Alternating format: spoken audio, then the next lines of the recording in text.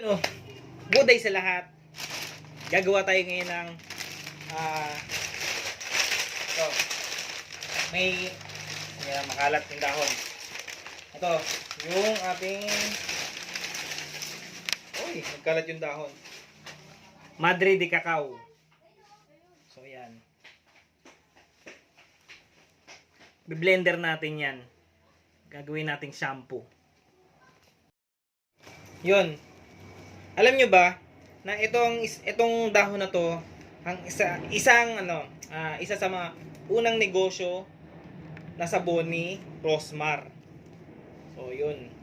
Ginawa lang niya dito noon is blender niya, tapos nilagyan niya ng tubig. Tapos dahil nga mahilig din siya sa mga aso Itong Madre de Cacao kasi gamot to sa may kuto na aso, may galis, ganyan. So, ginawa niya tong Madre de Cacao shampoo. So, ayan. Ang gagawin naman natin yan, papakita ko sa inyo. Lalagay natin siya sa blender. Tapos i-blend ko siya ngayon. Tapos yun, gagawin ko siyang shampoo. So, yan. I-blender natin ngayon yung ating naipon na dahon. Pero marami pa dyan. So, ito muna sisimulan natin. Dudurugin natin ang dudurugin to. Lagyan natin ng mineral water.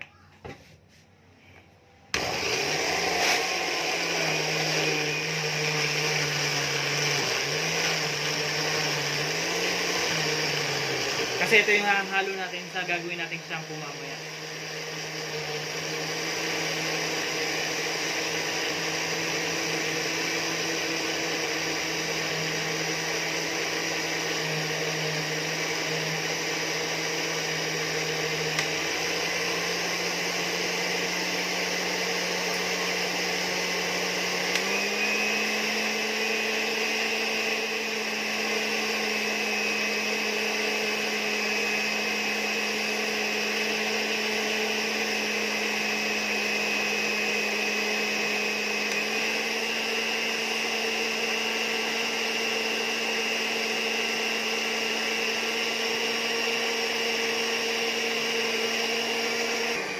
So yan, magiging ganyan na siya.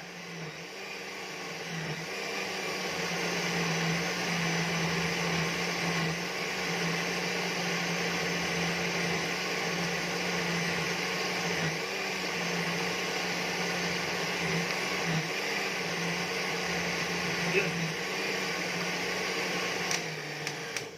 So yan. Dudurugin pa natin pipinuhin pa natin ng pipinuhin yan ng gusto. Tapos yung tipong madidissolve na siya sa tubig pagka hinalo natin siya sa gagawin nating shampoo.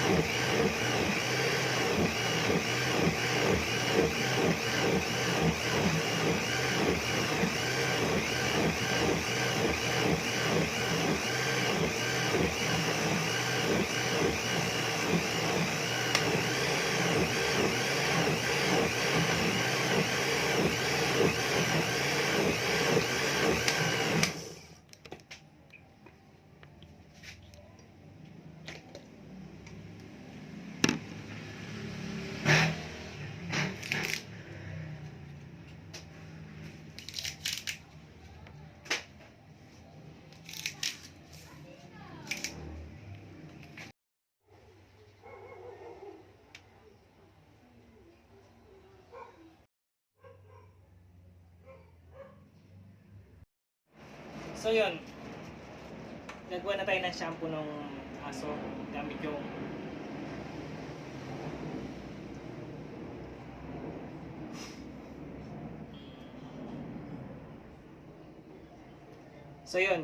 gagawa na tayo ng shampoo ng aso gamit yung Madre de Cacao. So first step natin, ito yung ating S-less.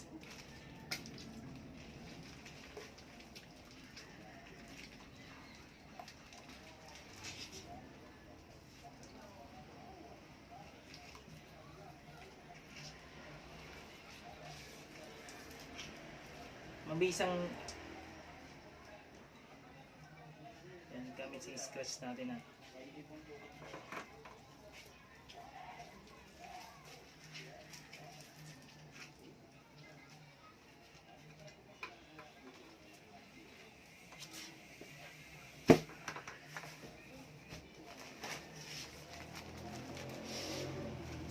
Tapos, lagyan natin ng konting asin.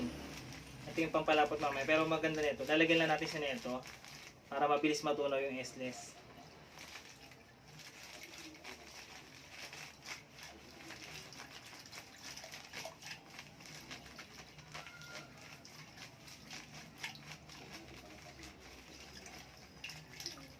Yun. Sasaluin natin.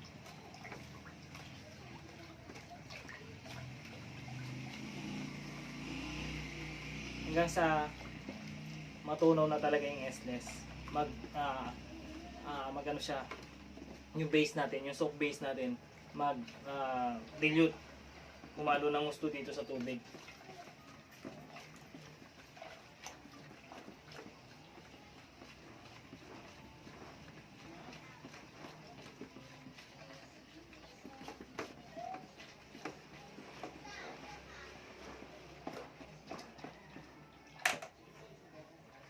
Kasi yun, halong-halo na.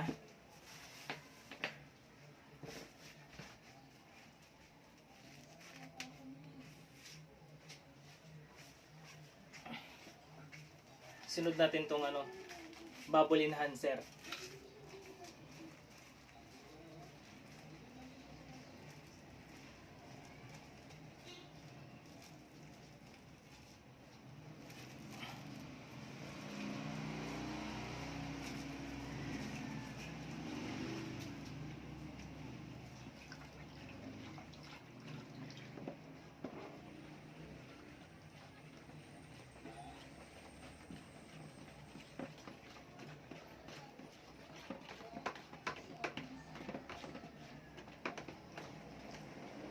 Wala. Sensya na wala akong gloves na wala akong kasing gloves ko.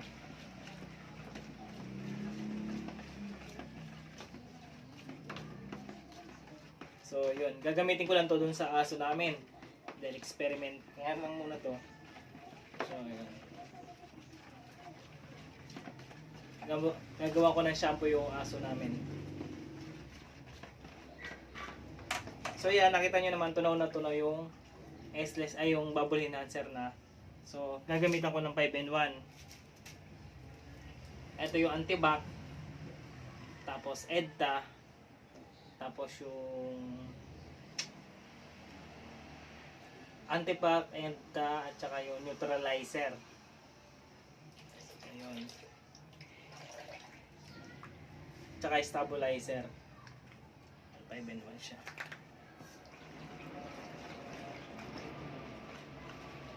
Continuous lang ulit yung halo-halo.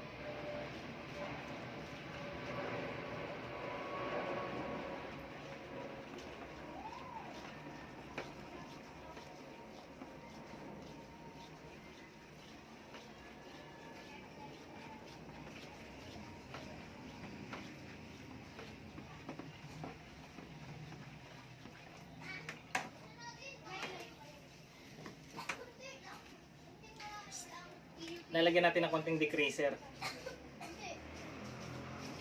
Terminal?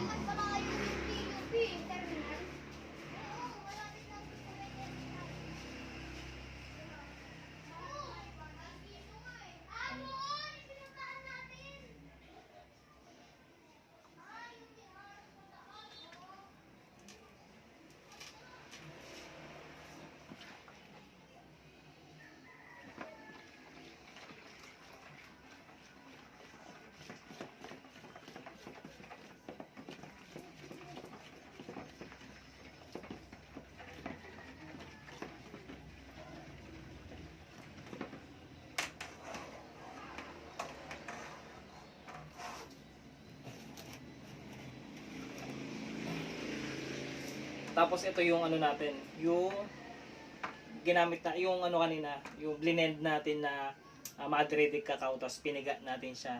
Yung juice niya, ito na yun.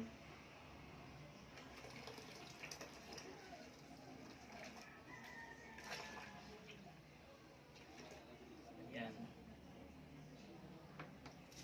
extract ng Madre de Cacao. So, haluin na natin ulit yan.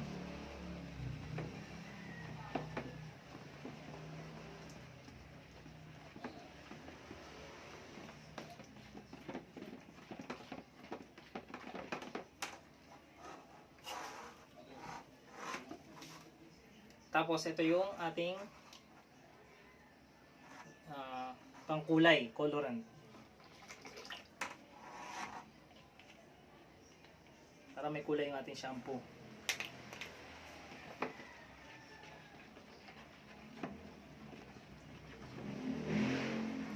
So, malamang maging kulay nito is yellow green or ano kasi dilaw yan. Tapos green kasi yung ano, yung ginamit kasi natin dito yung talagang katas ng Madre de Cacao. So green na green siya kaya magiging ang malamang hindi ko alam kung ano lalabas ng kulay nito. Siguro yan. Medyo may pagka yellow green.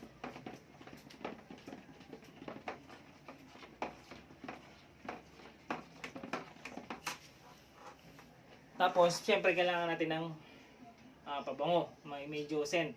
So wala akong gagamitin ko sana is bubble gum para medyo mabango. Pero hindi ako masaaso pag bubble gum kasi ginamit. Kaya lemon na lang yung gagamitin ko.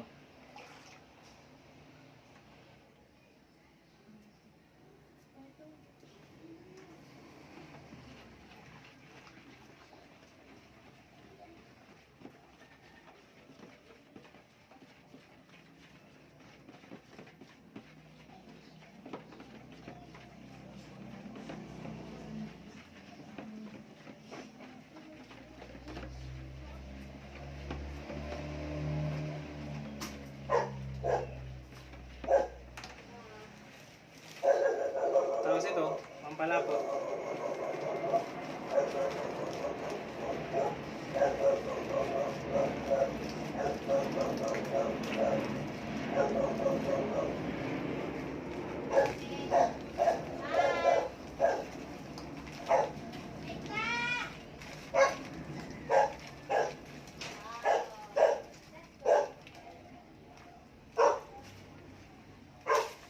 PM lang yung mga tropa ko na gusto ng Madre de Cacao shampoo. So ito'y bibigay ko lang sa inyo ng libre for trial.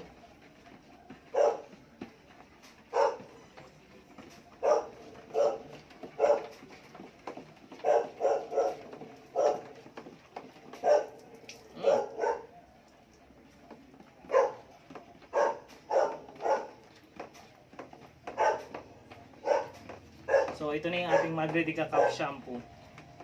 Almost done na. So tatakpan lang natin to ng 24 hours. Tapos bukas pwede na natin tong ilagay sa bote na lalagyanan. Tapos pwede na siya gamitin.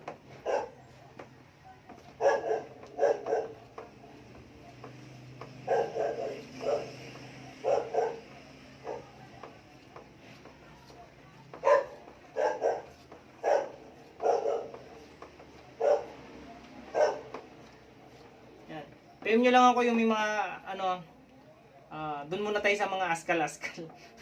Yung mga tropa kong may aso dyan na askal na medyo may galis ng aso nila. PM nyo ko, bibigyan ko kayo ng shampoo. As